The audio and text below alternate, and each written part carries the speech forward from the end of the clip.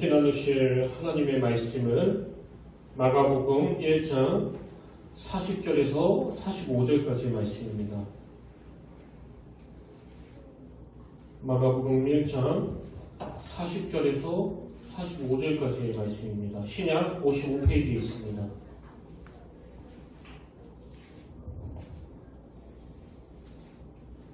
(40절에서 45절까지의 말씀 저와 여러분 한 절씩 교독하시고 마지막 45절은 다 같이 한 목소리로 봉독하시겠습니다.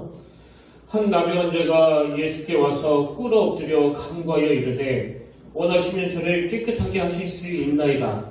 예수께서 불쌍히 여기사 손을 내밀어 그에게 대시며 이르시되 내가 원하노니 깨끗하게 하라 하시니 곧 나병이 그 사람에게서 떠나가고 깨끗하여 치인지라. 곧 보내시며 어미 경고하사 이르시되 상가 아무에게 아무 말도 하지 말고 가서 내 몸을 제사장에게 보이고 내가 깨끗하게 되었으니 모세가 명한 것을 드려 그들에게 입증하라 하셨더라. 우리 다 같이 읽겠습니다. 시작. 그러나 그 사람이 나가서 이 일을 많이 전파하여 널리 퍼지게 하니 그러므로 예수께서 다시는 드러나게 동네에 들어가지 못하시고 오직 바깥 한적한 곳에 계셨으나 사방에서 사람들이 그에게로 나오더라. 아멘. 할렐루야. 반갑습니다. 우리 함께 인사 나누기를 바랍니다. 오늘도 은혜가 충만한 하루가 되기를 원합니다. 오늘도 주님께서 예비하신 그 은혜가 가득가득 넘치시기를 주님의 이름으로 축복합니다. 그 스티브를 버리세요. 이런 독특한 제목의 책이 있습니다. 이 스티브가 도대체 누구길래 그 책 제목을 무슨 스티브를 버리세요 이렇게 정했나. 사실 제가 그 책 제목이 궁금해서 책을 구입하는 경우가 아주 드물게 있는데요. 이 책이 바로 그런 케이스입니다. 그래서 이 책을 보니까 책 제목을 왜 이렇게 잡았는지를 설명하는데요. 자, 한번 들어보십시오. 스티브는 스티브 잡스를 지칭할 수도 있고 우리 안에 있는 작은 영웅일 수도 있습니다. 또한 우리가 쉽사리 버리지 못하고 있는 편견이거나 깊게 뿌리 박힌 고정관념일 수도 있습니다. 그러면서 이제 부연 설명을 붙여놨습니다. 거기에 저는 스티브를 참 좋아했습니다. 지금도 그런 마음에는 변함이 없습니다. 하지만 어쩌면 이제 스티브를 버려야 할 때인지도 모릅니다. 그래야 새로운 스티브가 탄생할 것이기 때문입니다. 그의 연설처럼 오래된 것들을 치움으로써 새로운 것들의 길을 만들어줘야 하기 때문입니다. 참 일리가 있는 그런 내용 아닙니까? 제가 오늘 본문 말씀을 쭉 묵상하다가 이 책 제목이 떠올랐던 것은 바로 이 한 대목이요. 오래된 것들을 치움으로써 새로운 것들의 길을 만들어줘야 하기 때문입니다. 이 내용이 제가 오늘 본문에서 발견한 중요한 핵심 주제 중 하나이기 때문에 그렇습니다. 그래서 이제 이 관점으로 오늘 본문을 같이 살펴보기를 원하는데요. 여러분 우리가 지난 시간에 살펴본 것처럼 이제 그 나병 환자 한 사람이 예수님께 자기 병을 고쳐달라고 간절하게 애원하고 예수님은 그의 호소를 외면하지 않고 그 병을 고쳐주셨는데요. 근데 오늘 본문의 사건은 그렇게 하고 끝나지 않습니다. 새로운 국면이 펼쳐지는데 예수님께서 그 병고침을 받은 그 나병 환자에게 45절에서 아주 엄중한 명령을 내리십니다. 자, 43절부터 보십시오.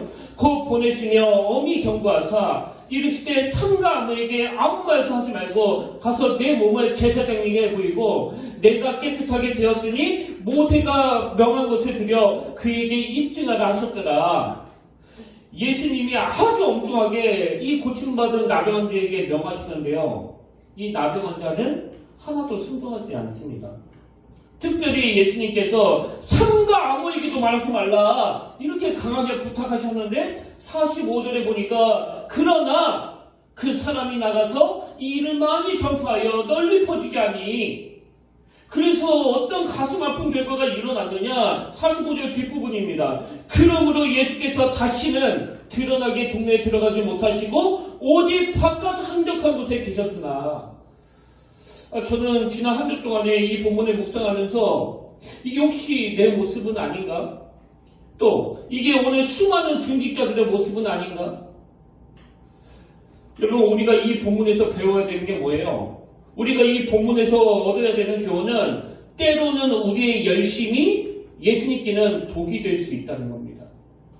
지금 고침받은 나병 환자가 뭐 일부러 이 예수님을 궁지에 몰려고 한 게 아니고요. 너무 가슴이 뜨거우니까. 아니 내가 예수님께 병 고침을 받았는데 어떻게 가만히 있을 수 있느냐고. 그래서 그 사실을 막 여기저기다 퍼뜨렸는데 그것 때문에 예수께서 다시는 드러나게 동네에 들어가지 못하시고 오직 바깥 한적한 곳에 계셨으나 저는 좀 끔찍한 상상을 해보는 겁니다. 오늘 저 같은 목회자들이 또 수많은 중직자들이 예수님의 뜻을 구하지 않고 행하는 그 지나친 열심 때문에 지금 예수님을 바깥 한적한 곳에 서 계시게 만드는 이런 상황은 아닌가. 이게 오늘 본문에 나오는 나병 환자에게서 배워야 되는 타산지석인데요. 자, 그렇다면 이런 질문이 가능하지 않습니까? 그럼 왜 이 나병 환자는 예수님의 말씀에 귀를 안 기울였나? 여러분, 그 나병 환자는 예수님께서 그렇게 엄중히 부탁했는데 왜 그 말을 무시했을까요? 한 두 가지로 분석이 되더라고요.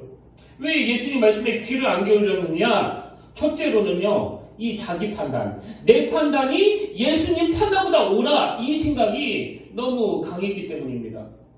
지금 어떻게 이 좋은 일이 침묵하고 있느냐고. 아니, 전화하는 게 좋은 게 아니야? 이런 건 당연히 만방에 알려야지. 이렇게 자기 확신에 확신이 있다고 보니까, 그리고 이게 예수님을 돕는 일이라고 생각하니까, 이게 예수님의 일을 방해할 줄은 꿈에도 몰랐으니까 그 불순종하게 되는 거 아닙니까? 제가 이 말씀을 두려워하는 이유는요, 유독 오래 믿은 사람일수록 이런 증상이 많이 나오기 때문이에요. 그래서 저는 지난 한 주간 동안에 이 나병 환자의 모습을 보면서 이사야 55장 8절 9절 이는 내 생각이 너희의 생각과 다르며 내 길은 너희의 길과 다름이니라. 여호와의 말씀이니라. 이는 하늘이 땅보다 높은 같이 내 길은 너희의 길보다 높으며 내 생각은 너희의 생각보다 높음이니라.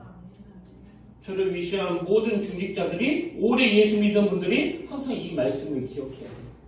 여러분 그거 아시죠? 여러분이 제일 자신 있어 하는 그것 때문에 망한다는 거예요.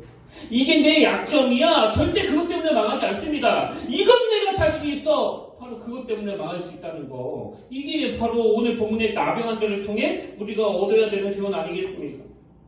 이렇게 이 나병 환자는 자기 판단이 옳다는 확신이 너무나 강했기 때문에 이 주님의 말씀에 불순종했고요. 두 번째로 왜 그 나병 환자는 주님의 말씀에 불순종했느냐? 그건 시야 조금의 문제예요. 시야 조금의 문제. 비록 자기 생각에 확신은 있었지만 그게 얼마나 시야가 좁은 생각이라는 걸 몰랐기 때문에 그렇습니다. 그리고 이게 왜 심각한 문제가 되는가 하면은요. 지금 예수님이 병 고쳐주시는 건 그건 부수적인 일이고 이 예수님이 그 동네에 가신 진짜 궁극적인 목적이 뭐예요? 예수님 당신이 하나님의 아들로 오신 것과 그 하나님 나라를 선포하기 위해서 그 동네에 가셨는데 결국 이 나병 환자의 그 좁은 시야 때문에 그 동네 사람들로 하여금 예수님을 그저 병 고치는 사람으로만 인식하게 만들어가지고 그 동네에서 진짜 하셔야 할 그 사역을 못하게 만드는 이런 하나님 사역의 방해 요인이 된 거 아닙니까? 여러분 이런 미숙함은요. 그 사춘기를 키워본 분들은 너무나 공감하실 거예요. 세상에서 자기 확신이 가장 강할 때가 바로 중학교 2학년 때 아닙니까? 그때는요. 뭐 부모가 무슨 말을 해도 뭐 들어먹지 않습니다. 왜? 엄마가 틀렸다는 이 전제를 딱 깔고 있기 때문에 내가 옳다라는 이 전제를 갖고 있기 때문에 근데 여러분 그 중학교 2학년들 아이들이 가지고 있는 그 치명적인 한계가 뭐예요? 얼마나 시야가 좁은지 모든 부모는 다 알아요. 그래서 속이 터질 것 같은 거죠. 세상 살아보니까 그게 아닌데 오늘 여러분 우리가 얼마나 시야가 좁은 인생인지를 아셔야 됩니다. 그래서 뭐 여러 번 말씀드렸지만 이 세상에서 제일 무서운 사람이 그 책 한 권만 읽은 사람이라고 그러잖아요. 그 책 한 권이 모든 진리인 사람은 뭐 누구 말도 안 듣습니다. 고집불통이에요. 왜? 그건 내 시야가 그렇게 좁아 터졌다는 것을 모르고 있기 때문이거든요. 그래서 이 본문의 나병 환자를 묵상하다가 제가 그 베드로가 불쑥 떠올랐는데 마태복음 16장의 베드로 여러분 기억나시죠? 예수님이 막 십자가의 길을 선포하니까 그의 반응이 이렇습니다. 마태복음 16장 21절 이때로부터 예수 그리스도께서 자기가 예루살렘에 올라가 장로들과 대제사장들과 서기관들에게 많은 고난을 받고 죽임을 당하고 제3일에 살아나야 할 것을 제자들에게 비로소 나타내시니 그랬더니 22절에 베드로가 예수를 붙들고 항변하여 이르되 주여 그리 마옵소서 이 일이 결코 주께 미치지 아니하리이다. 이 베드로가 얼마나 흥분했는지 헬라어로 보면은요 예수님을 막 꾸짖었다고 번역해도 될 만큼 지금 아주 강하게 이 예수님께 항의를 하고 있는 거예요. 그럼 왜 베드로가 이렇게 강하게 항의할까요? 지금 자기가 가지고 있는 그 확신이 뭐예요? 예수님은 십자가 지시면 안 되는데, 예수님은 왕자의 자리에 앉으셔야 되는데, 그래서 우리를 해방시켜 주셔야 되는데, 그래서 항의해야 되는 거 아닙니까 지금 베드로가? 근데 우리는 다 알잖아요. 지금 베드로가 얼마나 생각이 좁고 얼마나 시야가 좁은지 그 눈앞에 보이는 것만 보고 판단하고 있다는 건 우리는 다 알고 있잖아요. 주님은 그것보다 몇만 배나 멀리 내다보시고 십자가를 결정하셨는데 그 시야가 좁으니까 그걸 이해하지 못하는 거예요. 우리가 늘 이런 식이에요. 여러분 우리가요. 난 참 시야가 좁아. 나는 정말 판단력이 흐려. 이것만 알아도요. 그 사람은 철든 사람이에요. 뭐 사춘기 아니면 시야가 좁은 게 아닙니다. 예수 잘 믿는다고 하는 사람 안에도 이런 오류를 많이 발견할 수 있습니다. 그 구약에서 이런 좁은 시야로 잘못 판단했다가 망한 사람이 하나 있잖아요. 아브라함의 조카 롯. 자, 창세기 23장 10절. 이에 롯이 눈을 들어 요단 지역을 바라본즉 쇼알까지 온 땅에 물이 넉넉하니 이게 막 자기 눈으로 보기에 이게 막 대박인 거예요. 이거 끝내주는 거다. 그럼 당연히 이걸 택해야지. 그래서 선택했는데 망했잖아요. 자기 확신이 있는 건 좋은데 이 시야가 얼마나 좁은지를 모르니까 잘한다고 한 게 그를 망하게 한 거 아닙니까? 오늘 본문의 그 나병환자도 마찬가지예요. 그리고 우리는 또 어떻습니까? 여러분 제가 왜 이 본문을 가지고 이번 주와 지난주 이렇게 두 주에 걸쳐서 설교를 할까요? 이 포인트를 우리가 절대로 놓쳐서는 안 되기 때문이거든요. 오늘날 한국교회가 많이 어렵다고 그러잖아요. 그리고 막 걸핏하면 막 싸우잖아요. 여러분 솔직히 불교가 이렇게 싸웁니까? 천주교가 이렇게 싸웁니까? 우리끼리 막 이렇게 미치도록 싸우는 건 이건 뭐 개신교가 기독교가 단연 독보적이에요. 왜 그렇습니까? 자기 확신이 강한 A, 자기 확신이 강한 B, 이 둘이 절대로 양보를 안 하는 게 이 신앙 안에서의 고집불통이거든요. 이때 우리가 깨우쳐야 되는 게 뭐겠습니까? 하나님 앞에서 받은 은혜가 크면 클수록 이런 어리석음의 자리에 빠질 수 있다는 걸 늘 인식해야 된다는 거예요. 그래서 제가 오늘 이 본문을 읽으면서 그럼 어떻게 해야 이 본문에 나병환자가 범했던 어리석음을 피할 수 있는가? 막 열심을 냈는데 잘한다고 해드렸는데 내가 주님을 향하여 인생을 드리고 충성을 다 바쳤는데 오히려 이게 주님의 일을 방해하는 이런 가슴 아픈 결과가 나오지 않기 위해서 어떻게 해야 되느냐? 제가 한 두 가지로 정리해 봤는데요. 여러분 이 나병환자 같은 어리석음을 피하려면요. 첫째로 예수님의 관점으로 생각하는 훈련을 하셔야 된다는 사실이에요. 계속 예수님의 관점으로. 여러분도 아시다시피 열왕기하 5장에 보면은 그 아람 왕의 군대 장관 나아만이 나오는데요. 불행하게도 그 높은 자리에 있는 이 나아만 장군이 그만 나병에 걸립니다. 그래서 막 괴로워하고 있는데 그 나병을 고쳐줄 수 있는 사람이 그 이스라엘에 있다고 그러니 뭐 얼마나 기대가 크고 또 설레겠습니까? 그래서 막 설레는 마음을 가지고 이 엘리사 선지자를 만나러 갔는데요. 이 엘리사 선지자가 무슨 주문을 하는가 보니까 자 열왕기하 5장 10절에 보십시오. 엘리사가 사자를 그에게 보내 이르되 너는 가서 요단강에 몸을 7번 씻으라. 내 살이 회복되어 깨끗하리라 하는지라. 그랬더니 이 말을 들은 이 나아만 주군이 막 분노하는 거예요. 그럼 왜 분노하느냐? 11절 나아만이 노하여 물러가며 이르되 내 생각에는 그가 내게로 와서 서서 그의 하나님 여호와의 이름을 부르고 그의 손을 그 부위 위에 흔들어 나병이 고칠까 하였도다. 지금 왜 분노했습니까? 내 생각에는 자기가 생각한 방식과 다르기 때문이에요. 저는 여기 나오는 그 나병 환자를 보면서요. 언젠가 그 TV를 보는데 어느 의사 선생님이 나와서 이런 말씀 하시더라고요. 일부 우리나라 그 환자들은 너무 많이 알아가지고 문제라고. 그래서 이제 어느 환자가 감기에 걸려서 병원에 왔는데 의사 선생님이 어디가 아프셔서 오셨습니까? 이렇게 물으면 이렇게 말한대요. 지금 두통이 조금 있고 콧물이 나오고 그래서 이 약을 처방해 주세요. 그래서 자기가 원하는 방식대로 처방을 안 해주면 그 의사를 불신하는 이런 코미디 같은 일이 지금 이 나만 장군에게서 보이는 겁니다. 지금 자기가 가진 생각에 얼마나 확신을 가지고 있는지 이 나만 장군이 12절에서 연이어 이렇게 설명합니다. 다메섹 강 아마다와 바르바는 이스라엘 모든 강물보다 낫지 아니하냐.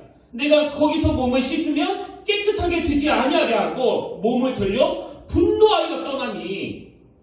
여러분 그거 아세요? 여러분이 분노하는 대부분의 분노가 공정치 못하다는 거예요. 여러분이 누군가에 대해서 터뜨리는 그 울분과 분노가 진짜 공정한 건지 여러분은 어떻게 확신하세요?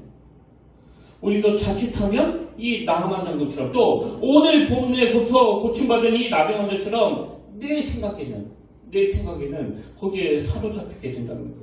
그래서 내 생각에는 이게 너무나 강한 그 배우자가 있는 가정은요, 뭐 진짜 어렵습니다. 아니 이 나만 장군 같은 남편이라고 생각해보세요. 이 나만 장군 같은 아내라고 한번 생각을 해보세요.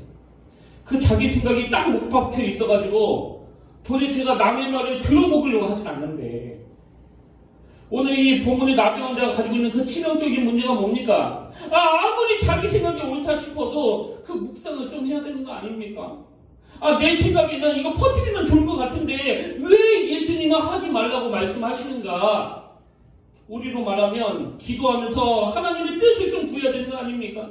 근데 지금 이 고침받은 나병 환자에게서는 그게 없어요. 그러면서 그냥 해버리는 거예요. 저같이 그 성격이 좀 급한 사람들은요, 신앙생활에도 항상 실수하기가 쉬워요. 그냥 해버리는 거예요. 그리고 해놓고 생각하는 거예요. 해놓고. 그래서 오늘 저와 여러분이 이 본문을 통해서 이걸 늘 묵상해야 됩니다. 예수님의 뜻은 어디에 계시는가? 성경은 왜 이렇게 말씀을 하고 계시는가? 나는 다르게 생각하고 있는데 왜 주변 사람들은 또 다르게 말하는가? 이걸 자꾸 돌아보셔야 됩니다. 제가 앞에서 어리석은 생각에 빠져서 망한 게 그 아브라함의 조카 롯이라고 말씀을 드렸는데요.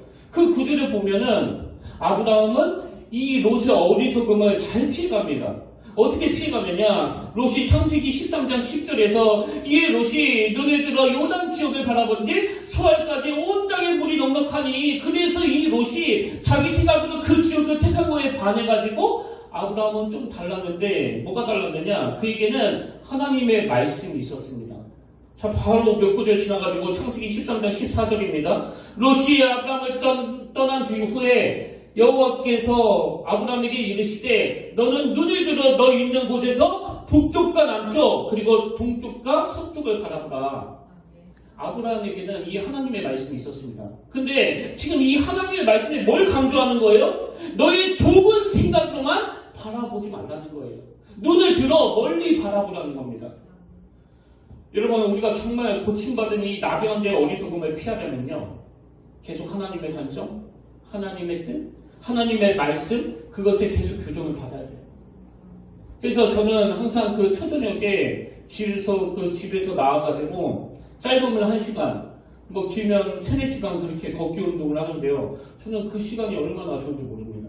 물론 처음에는 제가 좀 원래 잘 체하는 체질이라 제 몸을 생각해서 이 걷기 운동을 시작을 했는데요. 뭐 지금은 그 이유보다도 제가 저녁이 되면 꼭 걸어야 되겠다고 마음을 먹는 건 이 시간이야말로 고집불통인 내 생각을 교정받을 수 있기 때문에 그렇습니다. 그 시간을 반드시 거쳐야 하나님의 관점, 하나님의 생각으로 저를 돌아볼 수 있거든요. 저는 욱하는 다혈질이라서 막 전날에 막 소리내고 막 화냈다가도 그 다음날에 바로 사과하는 이런 적이 꽤 많았습니다. 왜? 저녁마다 교정을 받으니까요. 저처럼 다혈질이신 분들은 이 혼자 있는 시간을 가지면서 자꾸 하나님의 생각은 어떠 하실까? 하나님은 나에게 뭘 원하실까? 이 하나님의 관점으로 자꾸 묻는 시간이 필요하다는 그 얘기예요. 고요한 가운데 어제의 자기의 모습을 돌아보면 참 부끄러운 말과 그 행동이 떠올라지고 얼마나 내가 속이 좁았는지, 얼마나 내가 미스틱했는지를 다 점검받을 수 있다고 저는 생각합니다. 그 우리가 즐겨 부르는 찬양 중에 내가 주인 삼은 모든 것 내려놓고 내 주 대신 주 앞에 나가 내가 사랑했던 모든 것 내려놓고 주님만 사랑해. 여러분 여기 보니까 여기 가사에 보니까요 우리가 주님을 사랑하기 위해서 내려놓아야 될 게 많다는 거예요. 근데 저는 우리가 주님을 사랑하기 위해 내려놓아야 할 것 중에서 가장 강력하게 내려놔야 될 건 내 아집이라고 생각합니다. 내 아집. 여러분 진짜 내가 주님을 사랑하기 위해서는요 이 고집불통 항상 내 생각만 옳고 나는 절대 틀리지 않고 이런 아집 덩어리를 내려놓는 게 주님을 건강하게 사랑하는 비결인 줄로 믿으시길 바랍니다. 그래서 저녁마다 하루 일과를 마치기 전에 하나님 오늘 제가 하나님 보시기에 부끄러운 행동은 없었습니까? 그런 기도로 마무리하고 또 아침마다 하나님 앞에 아버지 오늘 이 하루를 하나님의 관점으로 판단하는 그런 하루가 되기를 원합니다. 그러면 두 번째로 우리는 어떻게 하면 이 나그네와 같은 어리석음을 피할 수 있느냐? 기도해야 돼요. 기도하되 하나님의 뜻을 구하는 기도를 드려야 된다는 겁니다. 여러분 이 고침받기 전에 나병 환자하고 고침받은 이후에 나병 환자에게 확 드러나는 차이가 있는데 그게 뭔지 아십니까? 자, 고침받기 전에 나병 환자를 보세요. 오늘 보면 40절입니다. 한 나병 환자가 예수께 와서 무릎 꿇어 엎드려 간구하여 이르되 그 다음 보세요. 원하시면 저를 깨끗하게 하실 수 있나이다. 여기 나오는 엎드려 간구하여 이르되 이거 우리말로 하면 기도 아닙니까? 그렇게 주님이 기도를 하는데 고침받기 전에 이 나병 환자는 뭘 구합니까? 원하시면이에요. 원하시면. 여러분 이 나병 환자가 지금 고침받기 전에 확신하고 있는 게 뭐예요? 우리 주님은 나를 깨끗하게 하실 수 있는 분이다. 내 병을 고쳐주실 수 있는 분이다. 이 확신이 있었습니다. 여기에 반해 이 나병 환자가 확신할 수 없었던 게 하나 있었는데 그게 뭐예요? 나는 정말 고침받고 싶지만 주님도 나를 고쳐주기를 원하시는지 원하지 않으시는지를 모르고 있다는 거예요. 그래서 주님께 묻는 거 아닙니까? 원하시면. 그렇게 주님 말씀에 귀를 기울였던 이 나병 환자가요 불행하게도 고침받고 나서는 주님께 묻는 게 없어요. 우리한테 적용을 하다면 뭐 은혜도 받았고 막 오래 예수 믿었고 또 목사도 됐고 막 이런 사람들에게 빠져있는 게 뭐냐? 이 나병 환자처럼 고침받고 이후에 원하시면이 없어요. 심지어는 예수님께서 그 원한다고 하시면서 이거 소문내지 마라 그랬는데도 그냥 무시해버리잖아요. 이 차이도 아시겠습니까? 그렇기 때문에 저 같은 목회자나 오래 예수 믿은 사람은 사도 바울의 이 권면을 꼭 기억하셔야 됩니다. 골로새서 1장 9절 이로써 우리도 듣던 날부터 너희를 위하여 기도하기를 그치지 아니하고 구하노니 너희로 하여금 모든 신령한 지혜와 총명에 그 다음 보세요. 하나님의 뜻을 아는 것으로 채우게 하시고 한번 따라해 보시겠습니까? 하나님의 뜻을 아는 것으로 채우게 하시고 더 확신 있게 하나님의 뜻을 아는 것으로 채우게 하시고 연주가 깊을수록 계속 이 기도를 드려야 돼요. 아버지 내가 하나님의 뜻을 알기를 원합니다. 이 좁아 터진 내 생각을 내려놓기를 원합니다. 근데 여러분 저는 한 가지 알아요. 제가 이렇게 막 목청 높게 설교를 해도요 인간은 잘 바뀌지 않는다는 거 저는 알고 있습니다. 오늘 설교 듣고 맞아 그래 나는 고집불통이야 이제부터 내 생각 다 내려놓고 이제부터는 하나님의 뜻에 맞춰야지 이렇게 결단하시는 분은요 아마 이 자리에 뭐 한두 분도 안 계실 거예요. 근데 문제가 뭐냐면은 제가 이렇게 얘기하면은 모든 분들이 속으로 그 한두 명에는 내가 들어가지. 여러분 이렇게 잘 안 바뀌는 게 인간의 죄성이기 때문에 여러분 오늘 우리가 이 말씀 앞에서 내가 정말 고집이 세긴 세지 이것만 자각해도 성공이에요. 성공. 이것만 자각해도 여러분 인간의 생각이 얼마나 잘 안 바뀌는가 하면은요 그 구약의 선지자 요나 다 아시잖아요. 이 요나가 얼마나 고집이 센지 요나서 1장부터 바로 그의 고집이 나옵니다. 자 요나서 1장 1절 2절입니다. 여호와의 말씀이 아미떼 아들 요나에게 임하니라 이르시되 너는 일어나 저 큰 성읍 느느웨로 가서 그것 상하여 외치라. 그 악독이 내 앞에 상달되었음이니라 하시니라. 지금 하나님이 이 요나에게 이렇게 엄중하게 명하시는데 3절을 보세요. 그러나 요나가 벌써 불순종 아닙니까? 그러나 요나가 여호와의 얼굴을 피하려고 일어나 다시스로 도망하려 하여 욥바로 내려갔더니, 이건 뭐 말씀 시작부터가 불순종이에요. 그래가지고 이 요나가 그냥 풍랑을 만나고 죽을 고생하고 막 물고기 뱃속에 들어가고 엄청 깨지는데요. 이 고난이 이 요나에게는 참 유익이 됐습니다. 바로 2장에서 그가 하나님께 참 눈물의 그 기도를 올려드리는데, 요나서 2장 1절입니다. 요나가 물고기 뱃속에서 그의 하나님 여호와께 기도하여 이르되 내가 받은 고난으로 말미암아 여호와께서 불러 아뢰었더니 주께서 내게 대답하셨고 내가 스울의 뱃속에서 부르짖었더니 주께서 내 음성을 들으셨나이다. 그리고 또 이 요나가 막 얼마나 겸손해졌는지 4절을 보세요. 내가 말하기를 내가 주의 목전에서 쫓겨났을지라도 다시 주의 성전에 바라보겠다 하였나이다. 그렇게 이 회개의 자리로 주님께 나아간 게 2장인데요. 근데 이 요나서가 어떻게 끝나는지 아십니까? 이 요나서가 넉 장짜리 말씀인데 4장 1절이 이렇게 시작합니다. 요나가 매우 싫어하고 성내며, 지금 요나서 마지막 장이 이렇게 시작해요. 그럼 지금 누구한테 싫어하고 성을 내느냐? 요나가 하나님께요. 자, 1절부터 3절까지 한번 들어보세요. 요나가 매우 싫어하고 성내며 여호와께 기도하여 이르되 여호와여 내가 고국에 있을 때 이러하겠다고 말씀하지 아니하였나이까? 그러므로 내가 빨리 다시스로 도망하였사오니 주께서는 은혜로우시며 자비로우시며 노하기를 더디하시며 이 은혜가 크시다. 뜻을 돌이켜 재앙을 내리지 아니하시는 하나님이신 줄을 내가 알았음이니이다. 여호와여 원하건대 이게 내 생명을 거두어 가소서. 사는 것보다 죽는 것이 내게 나음이니이다. 2장에서 막 그렇게 자기 생각을 회개하고 내가 이제 주님 앞으로 나아가겠노라 그렇게 선포했지만요, 그 결단이 이 요나를 변화시키지 못했다는 걸 뭐 4장에서 알 수 있는 거 아닙니까? 그리고 여러분, 이 요나서가 참 특이하게 끝을 맺는데 이 요나서가 어떻게 마무리되느냐? 자, 4장 8절. 해가 뜰 때에 하나님이 뜨거운 동풍을 예비하셨고 해는 요나의 머리에 쪼이매 요나가 혼미하여 스스로 죽기를 구하며 이르되 사는 것보다 죽는 것이 내게 나으니라 하니라. 요나의 이 원망 앞에 하나님이 또 설명해 주시고 그렇게 그냥 끝도 없이 끝나버리는 게 바로 이 요나서예요. 저는 이 요나서를 읽을 때마다 불길한 예감이 하나 들어요. 내가 요나처럼 죽을 때까지 이 고집을 못 버리고 있다가 하나님 앞에 가는 건 아닌가. 저는 이걸 깨닫게 하는 게 요나서라고 생각합니다. 설교 한번 들었다고요 뭐 인생 바뀌지 않습니다. 자기 생각이 얼마나 견고하게 굳어져 있는지. 그래서 여러분, 우리는 늘 하나님 앞에서 아까 그 사도 바울의 기도, 하나님 내가 하나님의 뜻을 아는 것으로 채우게 하옵소서. 내가 하나님의 뜻을 분별하기를 원합니다.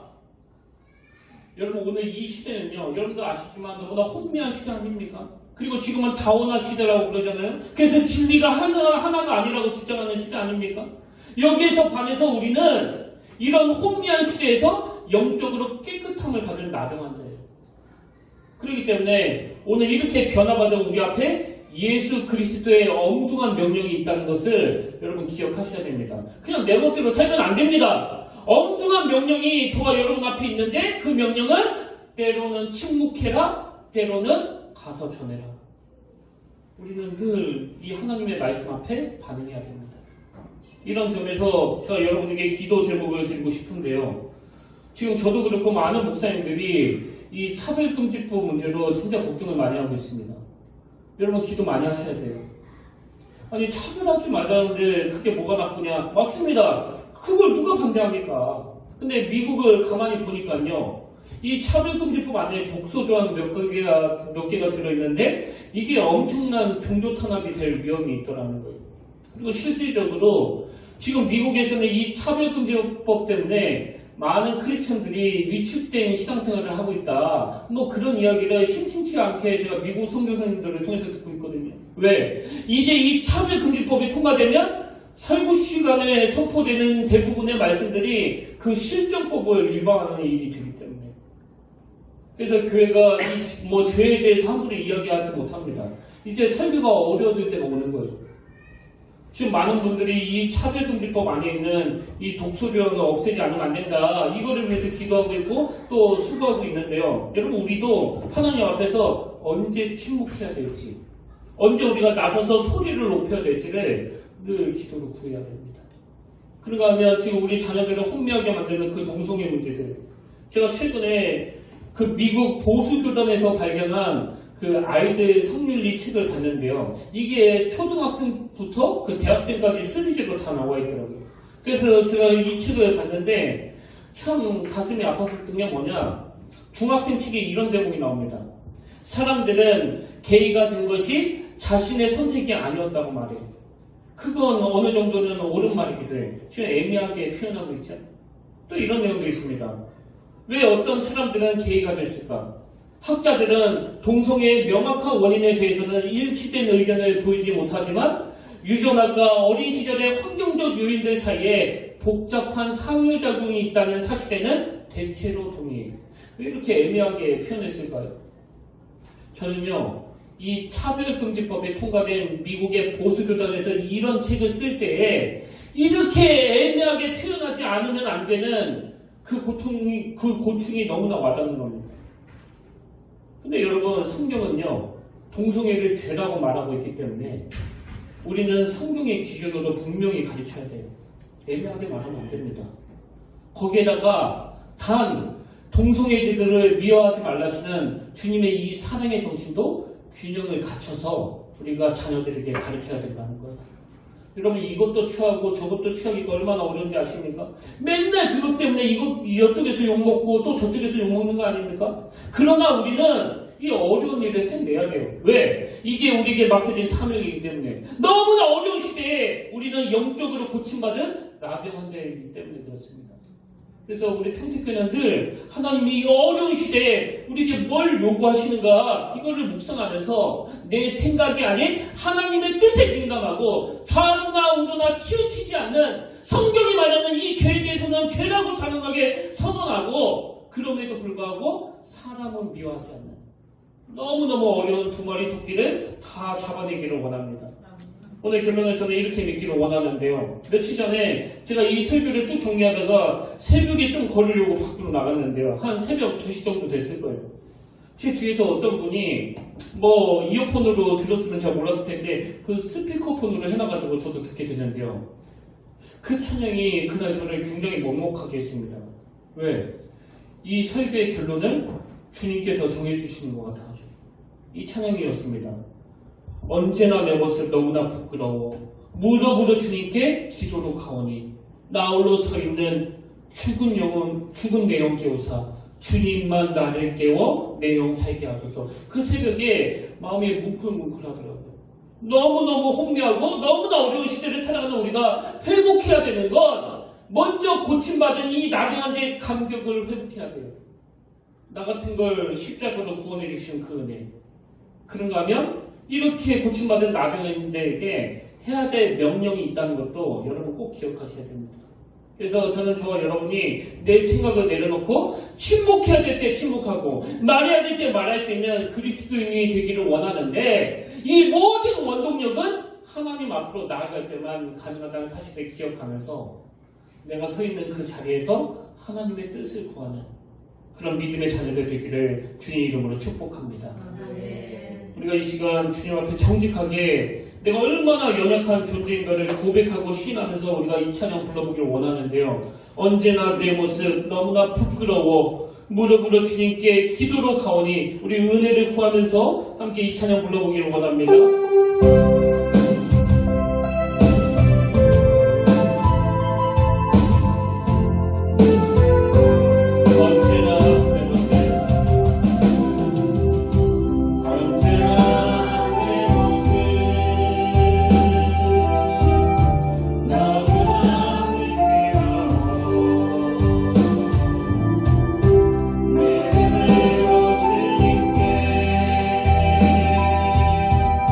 주님께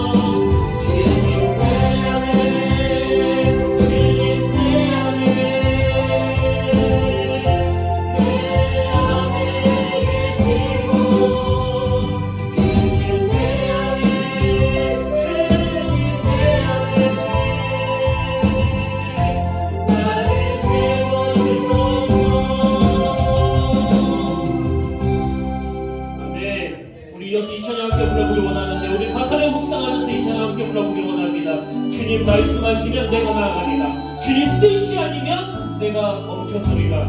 우리 주님을 묵상하면서 함께 찬양합니다. 주님 말씀하시면 내가 나아가리라. 주님 뜻이 아니라 내가 멈춰서리라. 나의 바로 서는 것 주님 뜻에 있으니 오 주님 나의 입에서 주님 말씀하시면 주님 말씀하시면 내가 나아가리라. 주님 뜻이 아니면 내가 멈춰서리라. 나의 바로 서는 것 주님 뜻에 있으니 오 주님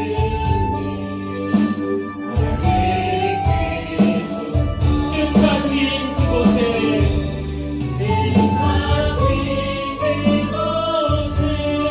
나의 기원합니다. 이끄시는 대로 순종하며 살리. 연약한 내 영혼 도와여 일하소서. 주님 나라와 그 뜻을 위하여 뜻하신 그곳에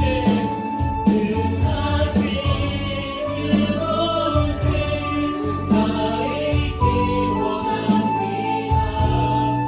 이끄시는 대로 순종하며 살리.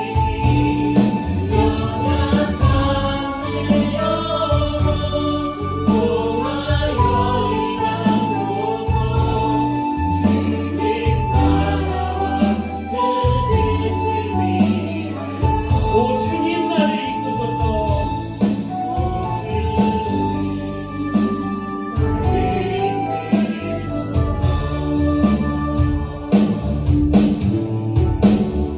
아멘. 살리신 하나님 아버지, 하나님의 은혜를 이 시간 간절히 갈망하며 은혜를 사모하며 주님 앞에 기도합니다. 하나님, 우리는 영적으로 고침받은 나병 환자입니다. 자격 없는 죄들을 거두어 주신 그 주님의 놀라운 은혜, 그 십자가로 말미암아 상상할 수 없는 은혜로 우리가 여기까지 왔습니다. 아버지, 우리가 이 감격을 놓치지 않기로 인도하여 주시옵소서. 그러나 하나님 아버지, 그 은혜에 대한 감격을 가지고 주님이 엄중히 명하신 말씀에 귀를 기울이기를 원합니다.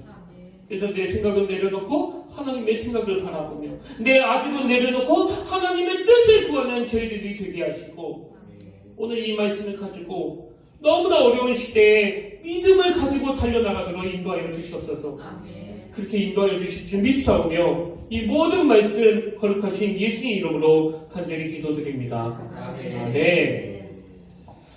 우리 다 자리에서 일어나셔서 화성 찬양으로 시선이라는 찬양을 같이 부르기를 원하는데요. 우리가 자주 불렀던 찬양입니다. 내게로부터 눈을 들어 주를 보기 시작할 때 주의 일을 보게 되네. 우리 가사를 생각하시면서 우리 함께 오늘 말씀을 정지하면서 찬양을 부르시겠습니다.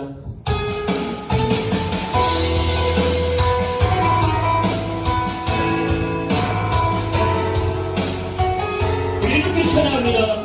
내게로부터 눈에 들어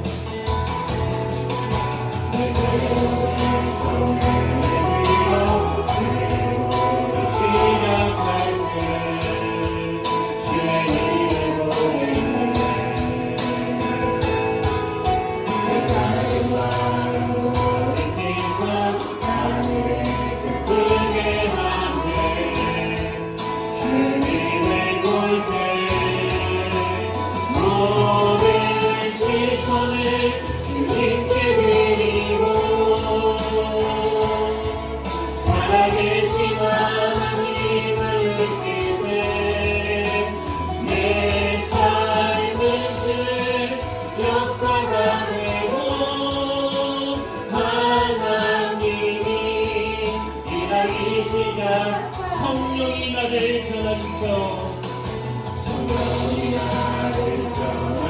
모든 사라질 때 주의 이름 보내네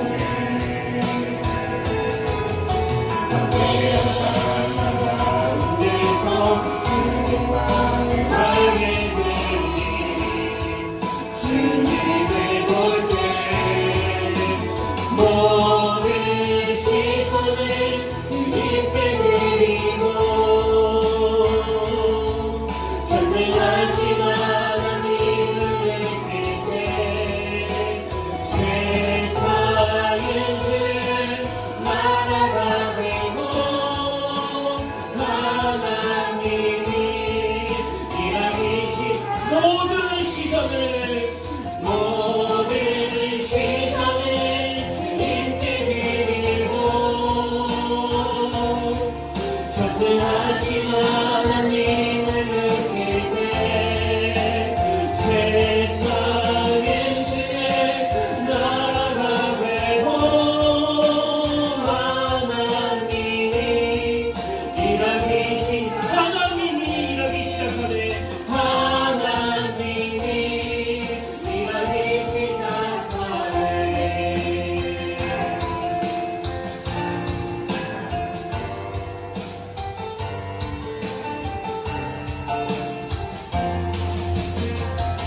네. 이는 내 생각이 너희의 생각과 다르며 내 길은 너희의 길과 다름이니라 여호와의 말씀이니라 이는 하늘이 땅보다 높은 같이 내 길은 너희의 길보다 높으며 내 생각은 너희의 생각보다 높음이니라.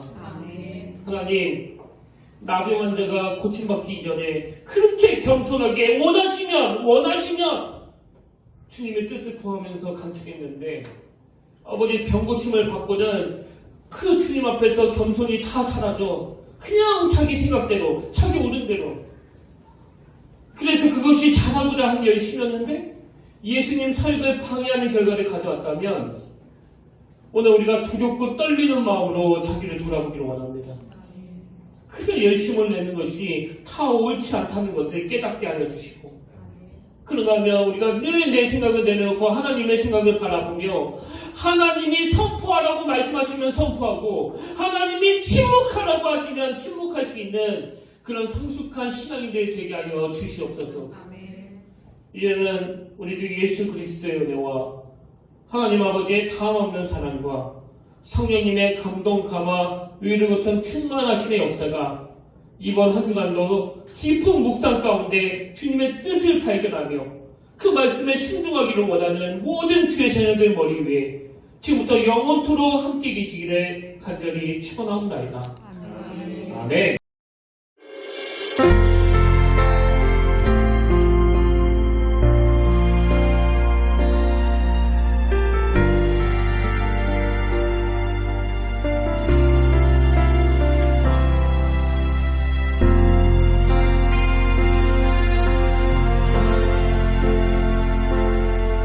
지금 서 있는 이곳에서 높임을 받으소서.